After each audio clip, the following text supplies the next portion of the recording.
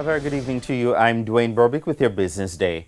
The Jamaica Public Service Company, JPS, has proposed to build a hybrid backup system for the growing renewable energy units being built for the national grid.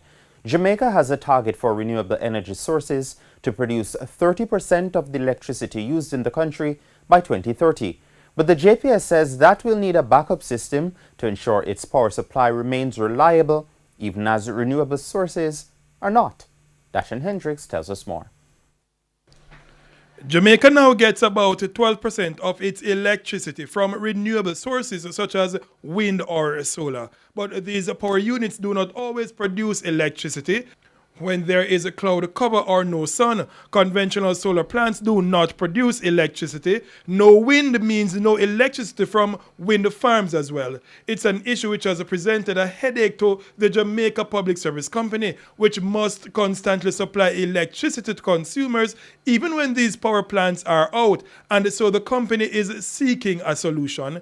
Its board met on Monday and approved a proposal for it to build a power unit which will be on standby to start producing electricity when renewable energy sources are not doing so. The proposed plant will be able to produce 24.5 megawatts of electricity and will include battery storage. The JPS now waits on the Office of Utilities Regulation OUR to approve the plan. It is hoping the approval will come in time for that plant to be built at its Hunts Bay Power Supply Unit and start operating sometime after July next year. The system will be the first of its kind in the Caribbean and is expected to secure stability and reliability of power supply.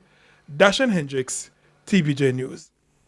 And oil settled with a modest loss today following sharp declines yesterday. Oil for delivery in July fell 27 cents to settle at $44.46 a barrel in trading today. Now that's the lowest price for oil since November last year. Currency trading ended today with the US dollar selling for $129.46. The Canadian dollar is being sold for $97.31, down $1.12. The pound sterling costs $165.57, while the euro is going for $146.86. Used car company Jetcon says it remains on track to double its profit this year. The company said while it is attributed to the performance of its employees, its listing on the Jamaica Stock Exchange has also helped. Listing has just transformed in an incredible way. What listings do is to create credibility, as I said before.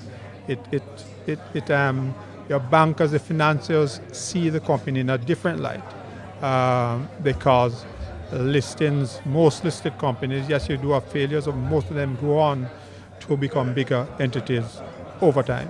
And the bottom line, because we have to publish accounts so people can see what the company is doing.